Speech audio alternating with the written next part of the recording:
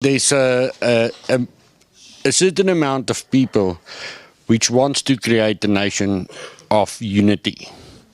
And then there's us, the Boers. We don't take part in this, and we're not going to. And we're not going to go away. And we're the rightful owners of this land.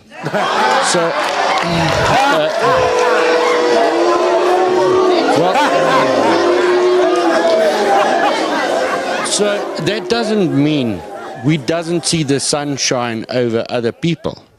Okay, if you go back in history, you would actually see that the Boers have negotiated with the tribal chiefs and the kings, and we have see them as equal, and we have give them their peace. Okay. Now. May I carry on? We can hear you. If we want to share one country, we must first accept the realities. Help me understand something. If we're going to live in the same country, but you don't want unity, how do we do it? We never wanted unity. No, I accept what you say. Okay. I accept that. That's what you said. Yes. What I'm saying is, then how do we live in one country?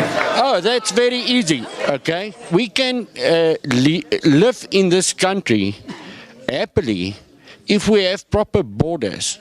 So if the Boers have their land, and the Tswanas have their land, and the Zulus have their land, we do not want to mix. Leave Joburg for the cosmopolitans and all this type like Sounds like apartheid, though. Yeah, properly, yes. Okay, all right. Let me hear what my panelists have to say.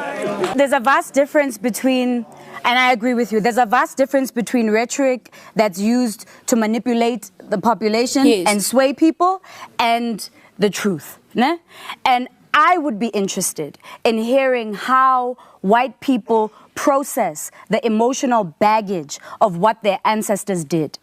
I would be interested in trying to understand what it did to white families. How much silence did white people have to cope with? How did white people build a shield around themselves to be able to deal with the system in which whiteness operated all these years? That's an emotional conversation. That's a delicate conversation. I'd be willing to do the work of trying to unravel that, because right now as a black person, I'm trying to do the work of unraveling my own baggage, my own historical baggage. I think when white people start to do that work, then we'll start to begin the project of trying to understand how all of us belong to this place. But you can't erase history. We can't pretend the violence didn't happen. We can't pretend colonialism didn't happen. We can't pretend people weren't slaves. We can't pretend our people are not poor.